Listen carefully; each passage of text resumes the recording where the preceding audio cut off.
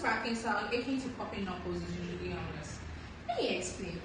Imagine your knee joint has hinges on the door, and just like hinges, they need lubrication for smooth movement. So as you move, the lubricating fluid in the joint creates small gas pockets, which when released create that distinctive popping sound. Think of it as like the soundtrack in a movie.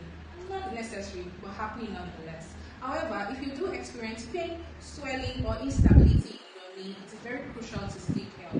Visit our physiotherapy clinic in Lekki, Surulere, or consult with a doctor if you do experience these symptoms, as they could indicate a more serious issue. But remember, if there is no pain or discomfort, you can confidently carry on with your everyday activities, knowing that your knee might just be adding a little bit of soundtrack to your life.